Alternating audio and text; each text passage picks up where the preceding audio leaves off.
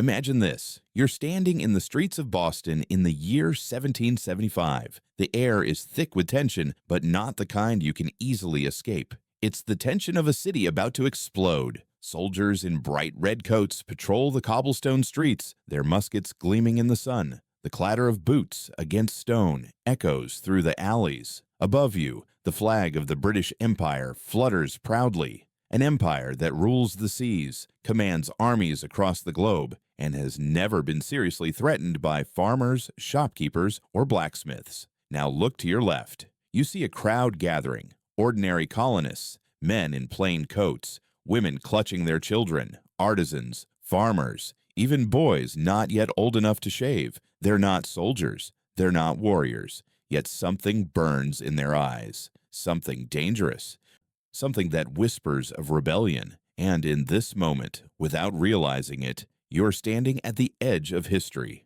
The world's mightiest empire is about to face a revolution it never expected and certainly never respected. This is the story of how a group of colonies scattered along the Atlantic coast rose against impossible odds. This is not just a war story. This is the birth of an army that didn't even exist until desperation forged it. An army made of carpenters, farmers, and printers who transformed into something no empire could contain. Over the next 8 years, the revolution would rage from the frozen rivers of New Jersey to the swamps of the Carolinas, from the crowded streets of Boston to the fields of Virginia. Blood would be spilled, families torn apart, loyalties tested. The cause, freedom. The price, everything. But here's the truth. The revolution was never inevitable. It was fragile, chaotic, and often teetered on the edge of collapse. There were nights when Washington's army nearly froze to death, days when desertion threatened to shatter morale, battles where victory was nothing more than survival. And yet, they endured. So buckle in, because in this story, you won't just hear about muskets and cannons, about generals and treaties. You'll feel it. You'll march beside the men at Lexington. You'll watch Washington draw his sword under the gaze of a desperate Congress. You'll freeze at Valley Forge, starve with the soldiers, and pray for a miracle at Yorktown. This is not just history. This is lived experience. And by the time we're finished, you'll know exactly how America's first army was born.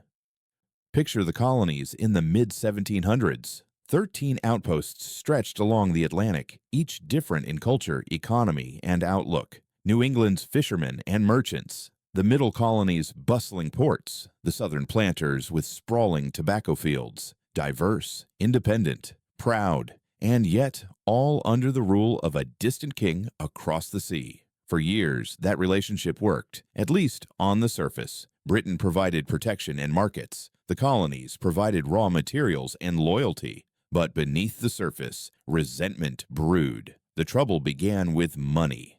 The 7 Years' War, what Americans called the French and Indian War, had nearly bankrupted Britain. They had defended the colonies from French invasion, but at a staggering cost, and now London believed the colonies should help pay the bill. The first sparks came as taxes, the Sugar Act, the Stamp Act, the Townshend duties. Suddenly, everything from legal documents to newspapers carried an extra cost. And who collected these taxes? British officials and soldiers stationed right in the heart of colonial towns. Imagine being a printer in Boston. You work day and night to produce broadsheets, news, opinions, satire, and now every page requires an official British stamp. Imagine being a farmer already scraping to get by, only to see your earnings drained away for a king you've never met. But this wasn't just about money, it was about principle. The colonists believed in no taxation without representation. If they had no voice in Parliament, why should they pay Parliament's taxes?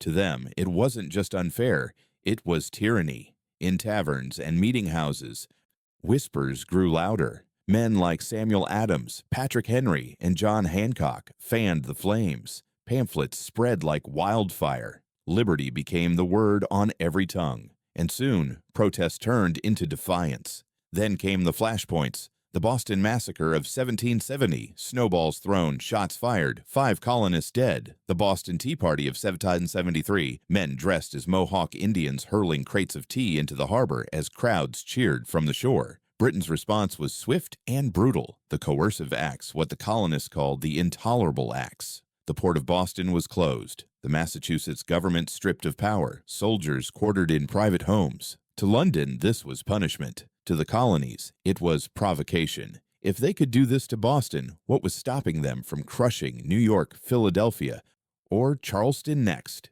And so, in September 1774, delegates from 12 colonies gathered in Philadelphia, the First Continental Congress. They weren't calling for independence yet, not openly. They wanted reconciliation, not rebellion. But in the air was a sense of something larger. For the first time, colonies that had always acted alone were now speaking with one voice. But unity was fragile. Some feared war. Others demanded it. And all the while, British troops under General Thomas Gage tightened their grip on Boston. Redcoats patrolled the streets, cannons guarded the harbor, and informants whispered of rebellion in every corner. Here's the thing. No one in 1774 thought they were standing on the edge of revolution. Most colonists still considered themselves loyal to the king. They wanted fairness, not independence.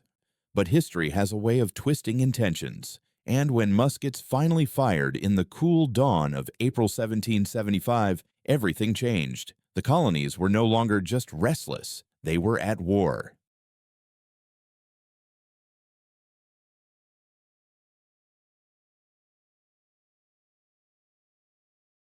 Militiamen stood nervously on the village green. They were farmers, blacksmiths, tradesmen, ordinary men holding muskets, facing the unimaginable. Down the road, the sound of marching boots drew closer. The British regulars, hundreds of them, were advancing under orders to seize colonial weapons stockpiled in Concord. General Thomas Gage had sent them on a routine mission, but everyone knew there was nothing routine about it. Imagine standing there that morning, musket in hand, your heart pounding in your chest. You weren't a soldier, you hadn't trained for this, but you had gathered with your neighbors to say one thing: enough. The British column came into view, disciplined, armed, and deadly serious. Their red coats glowed in the morning light, bayonets fixed, muskets gleaming. They outnumbered you, outclassed you, and yet you stood your ground. A voice boomed, "Disperse, ye rebels! Lay down your arms!" And then it happened. A single shot cracked through the stillness. No one knew who fired it. Was it a nervous militiaman, a jittery British soldier, or just an accident? It didn't matter. That one shot shattered the peace forever. The redcoats fired in a volley. Smoke filled the air. Men fell on the green. 8 colonists dead, 10 more wounded. The survivors scattered. It was chaos. It was terror, but it was also the beginning. The British pressed on to Concord, but word of Lexington spread like wildfire. Church bells rang. Riders galloped through towns shouting the alarm. Minutemen, so called because they claimed to be ready at a minute's notice, poured from homes and farms, muskets in hand. By the time the British reached Concord's North Bridge, hundreds of militiamen had gathered, and unlike at Lexington, they stood their ground. The two sides faced off across the bridge. Nervous energy filled the air. Then, as if history itself demanded it, shots rang out once more. This time, the colonists fired back. The redcoats staggered. A retreat began, but retreating was not easy. All along the road back to Boston, hidden behind stone walls, trees, and farmhouses, militiamen harassed them. Gunfire cracked from every direction. British casualties mounted. Officers barked orders, but the march turned into a bloody gauntlet. By the day's end, nearly 300 British soldiers were killed, wounded, or missing. What had begun as a mission to seize weapons turned into a disaster, and worse for Britain, the news spread fast. Across the colonies, men grabbed their muskets and marched toward Massachusetts. The countryside was alive with rebellion. Lexington and Concord were not great battles in scale, but in spirit, they were everything. They marked the first time ordinary Americans had taken up arms against the king's soldiers and won. And make no mistake, the world was watching. Newspapers in Europe reported the clashes with shock. The idea that farmers could stand against professional British troops? Impossible, unthinkable. And yet it had happened. The shot heard round the world was more than just a musket ball. It was the sound of a revolution being born. After Lexington and Concord, New England was ablaze. Within days, Thousands of militiamen surrounded Boston, trapping the British garrison inside the city. What began as protests and petitions had now become a siege. Imagine Boston in 1775, a city under lockdown. Redcoats patrolled the streets, ships blockaded the harbor, supplies ran low. Outside the city, hills and farmland swarmed with colonial militia. An uneasy standoff gripped everyone. But here's the truth. Those militias weren't an army. They were a mob with muskets. Brave, yes. Determined, yes, but undisciplined, disorganized, and poorly supplied. Some had hunting rifles, others old flintlocks. Powder and shot were scarce. Command was chaotic, with local leaders competing for authority. And yet, they held Boston. In June, the tension erupted at Bunker Hill. The colonists fortified Breed's Hill, overlooking the city. When British General William Howe launched a full assault, waves of redcoats marched uphill under heavy fire. Twice they were driven back. Colonists waited until the enemy was close, then unleashed volleys that cut down ranks of red uniforms. But on the third assault, the colonists' powder ran out. With bayonets fixed, the British surged and finally took the hill. It was technically a British victory, but at a staggering cost. Over 1,000 redcoats were killed or wounded, nearly half of Howe's force. The colonists, though forced to retreat, proved something vital. They could stand toe-to-toe with Britain's best. Across the colonies, the message spread. The war was real. The British Army was not invincible. Meanwhile, in Philadelphia, the Second Continental Congress met again. And this time, they faced an impossible question. How could 13 scattered colonies fight the world's greatest empire without an army? The answer came in the form of a tall, commanding Virginian with piercing blue eyes and a reputation for resolve, George Washington. On June 15, 1775, Congress appointed him Commander-in-Chief of the Continental Army. He accepted with humility, refusing a salary but pledging his fortune and honor. Washington knew the odds. He knew his army was untrained, his supplies limited, his officers divided. But he also knew one thing more. This was a fight for survival. When Washington arrived at the siege lines around Boston, he was horrified. The men were brave, but unruly. Camp sanitation was awful. Discipline was non-existent. Ammunition was scarce. The army was more a collection of militias than a unified force. But where others saw chaos, Washington saw possibility. Slowly, methodically, he imposed discipline. He drilled the men. He set rules. He demanded organization. It wasn't easy. Desertion, drunkenness, and brawling were common. But Washington's steady hand began to shape a real army. And then came a miracle of ingenuity. Colonel Henry Knox, a former bookseller turned artillery officer, proposed hauling cannons from the captured British fort at Ticonderoga all the way to Boston, through snow, across rivers, over mountains. It was insane, but somehow he did it. In early 1776, Washington placed those cannons on Dorchester Heights, overlooking Boston Harbor. Suddenly, British ships and troops were under threat. General Howe realized the city was untenable. In March, he ordered a full evacuation. British troops and loyalist families sailed away. Boston was free. Think about that. Less than a year earlier, the colonies had no army, no general, no real plan. Now they had forced the British to abandon one of the most important cities in America. But make no mistake, the war was far from over. For every Boston won, there would be defeats, retreats, and moments when the revolution nearly died. Still, in 1775 and 1776, something irreversible had happened. An army was born, not perfect, not professional, but real. And with George Washington at its head, it was ready to fight for something far greater than any individual victory. For the first time, independence seemed not just possible, but inevitable.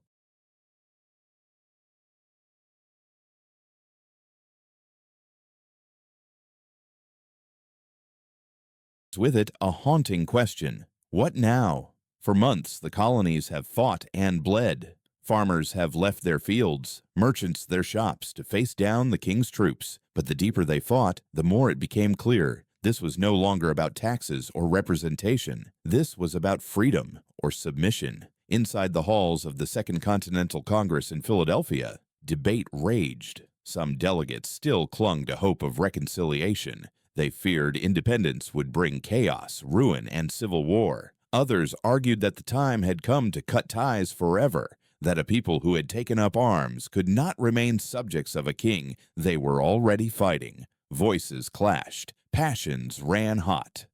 And in the midst of it all, a quiet Virginian with a gift for words began to write. His name was Thomas Jefferson. In a rented room, quill in hand, Jefferson poured out ideas that had been simmering in the colonies for years. He wrote of natural rights, life, liberty, and the pursuit of happiness. He wrote that governments derive their power from the consent of the governed. And he wrote with blistering finality that when a government becomes destructive of those ends, the people have not only the right but the duty to throw it off. Every word was dangerous, every phrase a direct challenge to monarchy itself. It was not just a declaration of independence, it was a declaration of revolution. On July 2, 1776, Congress voted in favor of independence. 2 days later, on July 4th, the final document was adopted. In Philadelphia, bells rang, crowds cheered. Copies of the Declaration spread like wildfire through the colonies. But pause for a moment.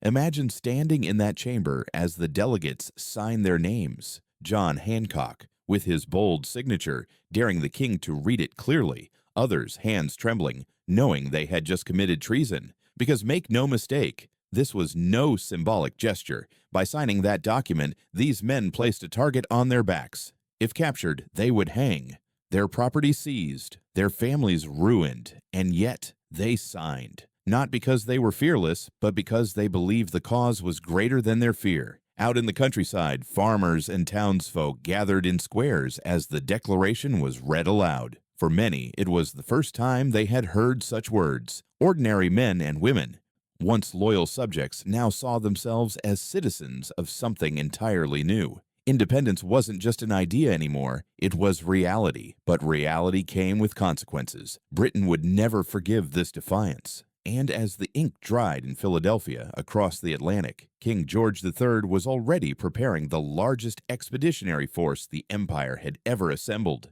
Freedom had been declared. Now it would have to be defended on the battlefield. The summer of 1776 was sweltering, and as heat hung heavy over New York City, so too did dread. Everyone knew the British were coming. The only question was when and how many. George Washington and the Continental Army moved south from Boston, arriving in Manhattan to defend the city. But what they found was alarming. An island vulnerable on every side, with rivers and harbors perfect for invasion. Washington knew it was a gamble, but politically, strategically, they could not abandon New York. Then, in late June, sails appeared on the horizon. Dozens, then hundreds. British warships and transports filled the waters like a forest of masts. By July, over 400 ships crowded New York Harbor, the largest fleet ever seen in North America. And with them came men. Tens of thousands of British regulars and German Hessian mercenaries, drilled, disciplined, and well-equipped. They outnumbered Washington's army nearly 2 to 1. Imagine the sight. Standing on the shore, watching ship after ship arrive, black with soldiers, bristling with cannon. For the ragtag Continental Army, it was like staring at a tidal wave about to crash. In late August, the storm broke at the Battle of Long Island. British General William Howe landed his forces and executed a flanking maneuver that caught the Americans off guard. Panic spread. The Continental Army, inexperienced and outmatched, broke ranks. Soldiers fled through fields and woods as British troops pressed hard. For Washington, it was a nightmare. He rode among his men, shouting, pleading, trying to rally them. But the retreat turned into chaos. By the end of the battle, hundreds of Americans were dead or captured. New York was in danger of falling completely. But in the midst of defeat came one of the war's great miracles. Trapped on Brooklyn Heights, with the British poised to strike, Washington faced total disaster. If his army was destroyed, the revolution would die in its cradle. So under the cover of night and heavy fog, he made a bold decision: evacuation. Boats silently ferried thousands of soldiers across the East River to Manhattan. The operation was so quiet, so flawless, that when morning came, the British were stunned to find the Americans gone. It was escape by the thinnest margin, but it saved the army. Yet the struggle for New York was far from over. Throughout the fall, Washington's army was chased from Manhattan to Harlem Heights. then north to White Plains, then across New Jersey. At every turn, the British pressed them stronger, faster, more organized. By December, the Continental Army was a shadow of itself. Morale collapsed. Men deserted. Supplies dwindled. Soldiers marched barefoot, leaving bloody footprints in the snow. Congress fled Philadelphia in panic. The revolution was on the brink of total collapse. And yet, Washington did not give up. Riding at the head of his weary troops, he remained unshaken. He knew the army was the heart of the revolution. If it lived, the cause lived. And so, even in retreat, even in defeat, he held on. In those dark months, a saying spread among the troops: "The cause of America is in the hands of Providence." And Providence, it seemed, was waiting for one last desperate gamble. Because as Christmas approached, with his army starving and the cause nearly lost, Washington would strike back in a way no one expected. And what happened next would change everything.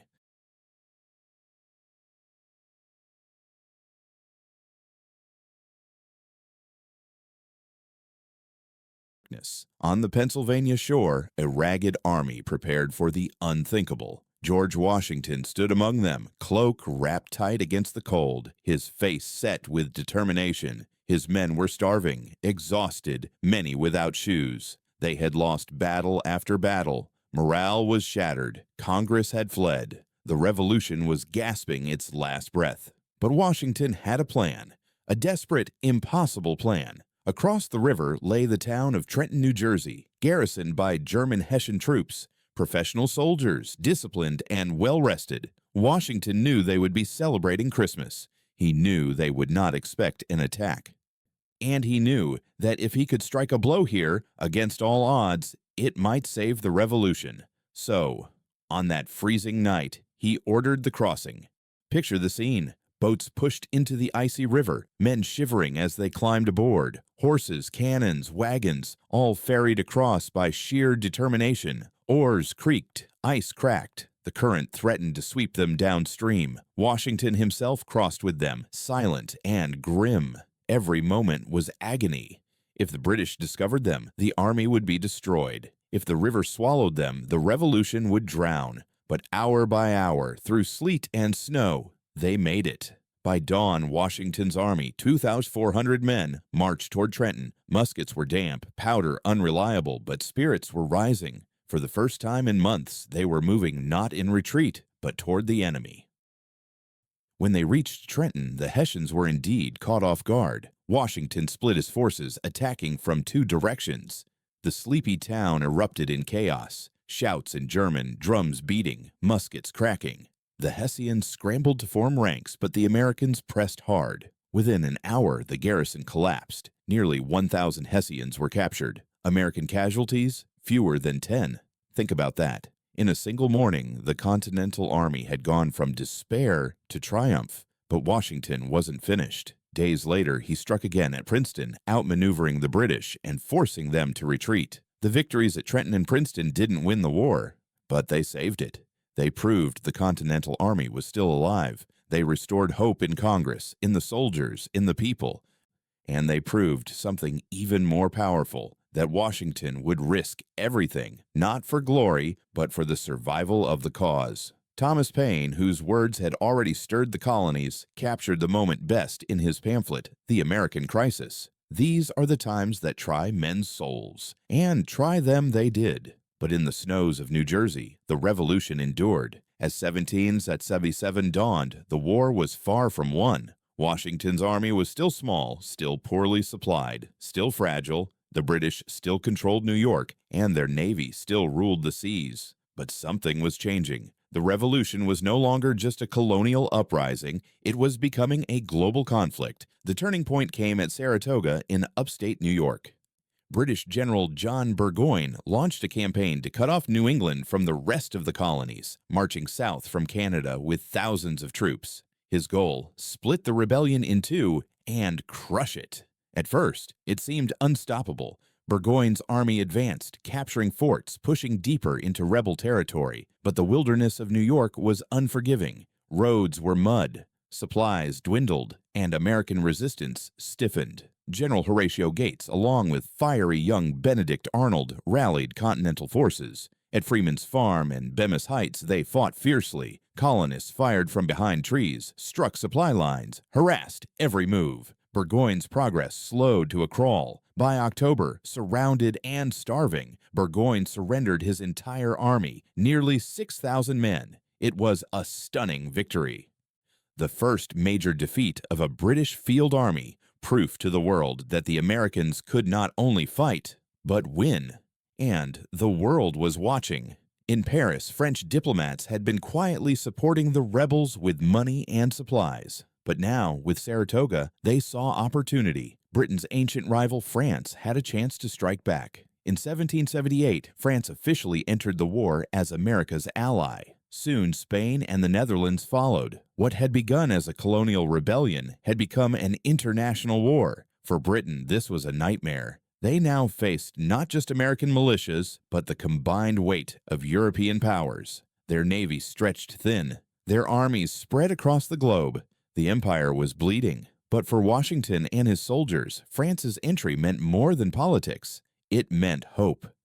French fleets could challenge British control of the seas. French troops could march alongside them. For the first time, the revolution had a chance not just to survive, but to win. And yet, victory was still far away. Even as alliances formed, the Continental Army suffered. Even as global powers clashed, the men on the ground faced hunger, disease, and despair. The revolution had entered a new phase, bigger, bloodier, and more uncertain than ever. And soon, in a place called Valley Forge, Washington's men would face their greatest test, not against bayonets, but against winter itself.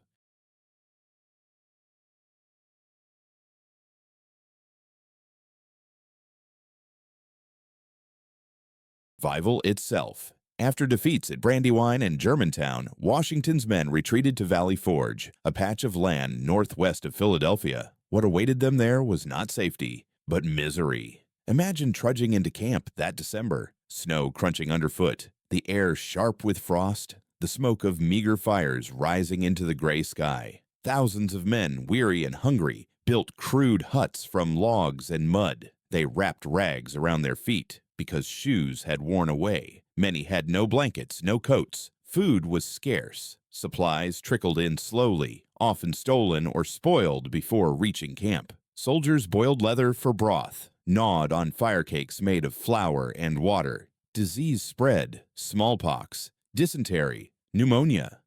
By winter's end, nearly 2,000 men would be dead. And yet, they endured.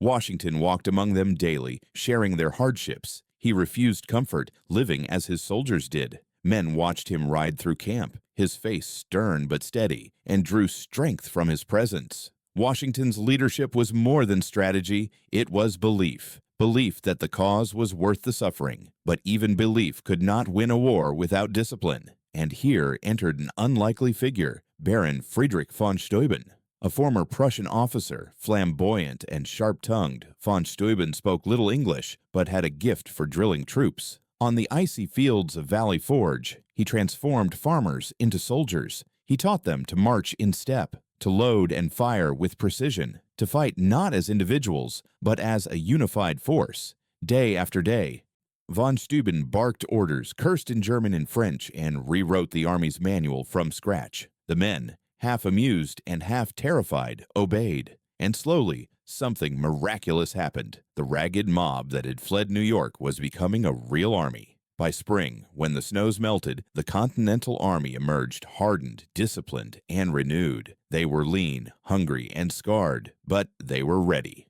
Valley Forge was not a battlefield. No muskets clashed, no cannons thundered, but it was one of the most important victories of the war. Because there, in the freezing huts and muddy drills, the Continental Army was truly born, and when they marched out in 1778, they were no longer just survivors. They were soldiers of a revolution. By 1779, this war had shifted. Britain, frustrated by years of costly fighting in the north, turned its gaze south. The southern colonies, rich with rice, tobacco, and loyalist support, seemed ripe for conquest. The British strategy was simple. Capture key ports, rally loyalists, and roll northward to crush the rebellion. At first, it worked. Savannah fell in 1778. Charleston, one of the wealthiest cities in America, surrendered in 1780 with thousands of Continental soldiers captured, but the South would not bow quietly. The war in the Carolinas was unlike anything before. It was vicious, chaotic, and deeply personal.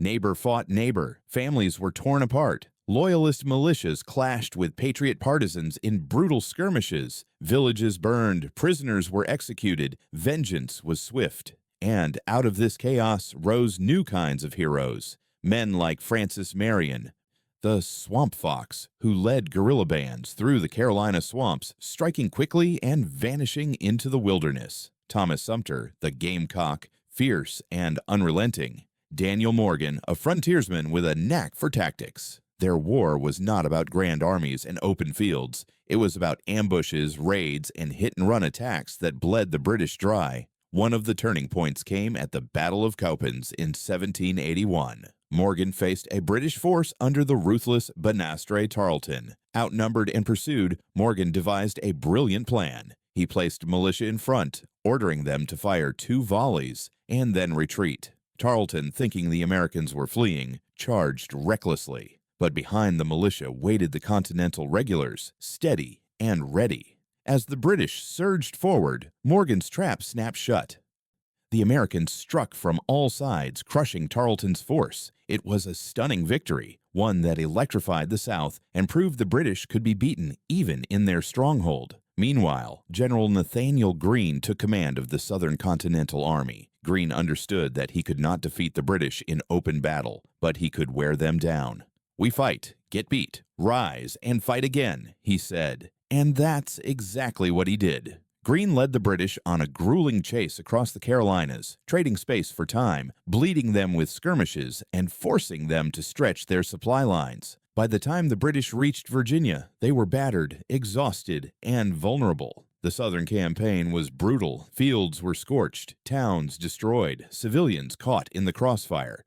But it drained Britain's strength and set the stage for the final act of the Revolution, because waiting in Virginia was not just another battle, but the decisive showdown of the entire war.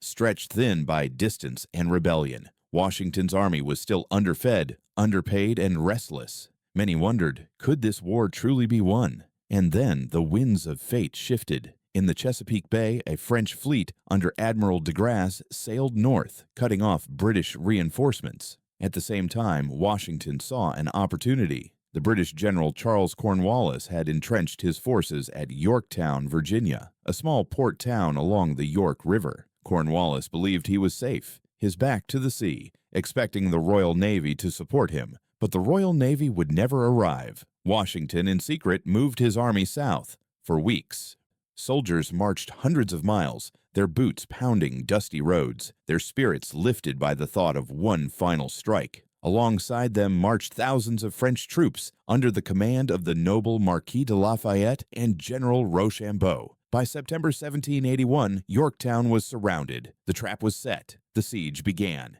Cannons roared day and night, blasting British defenses to rubble. Trenches crept closer and closer, dug by American and French soldiers under the cover of darkness. Shells screamed overhead. The town shook with fire and thunder. Inside Yorktown, Cornwallis's men suffered. Food ran short. Morale collapsed. They looked to the sea for salvation, but when sails appeared on the horizon, they bore the French flag, not Britain's. The trap was sealed.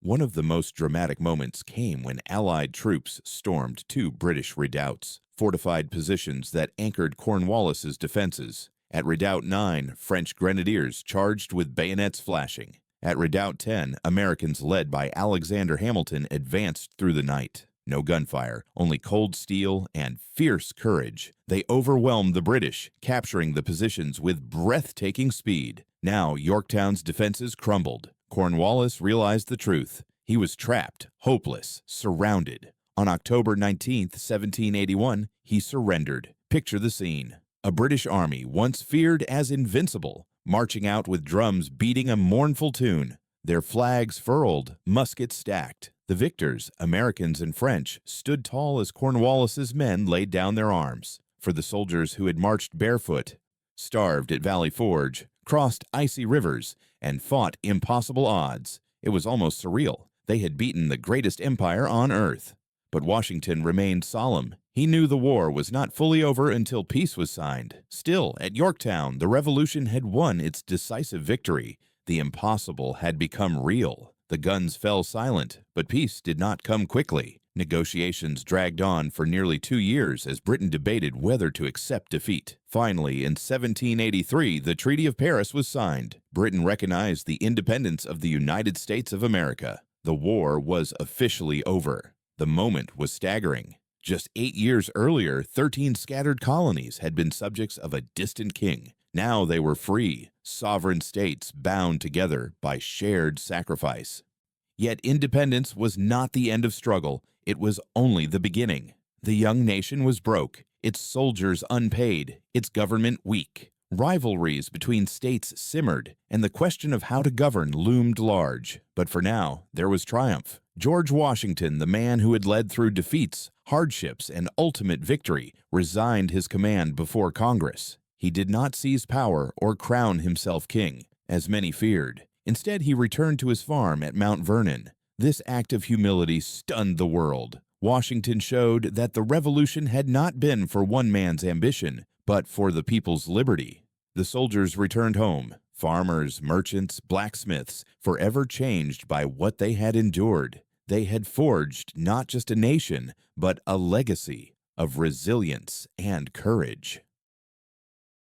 The Revolution inspired movements across the globe. People in France, Haiti, and beyond looked to America and saw that empires could be challenged, that freedom was not just a dream, but a destiny worth fighting for. And yet, contradictions remained. The promise of liberty did not reach all. Women, enslaved Africans, and Native peoples were left outside the full vision of independence. The Revolution was both a triumph and an unfinished story, one whose ideals would echo through centuries of struggle to come. Still, in 1783, as church bells rang and fireworks lit the skies, Americans looked upon their new nation with awe.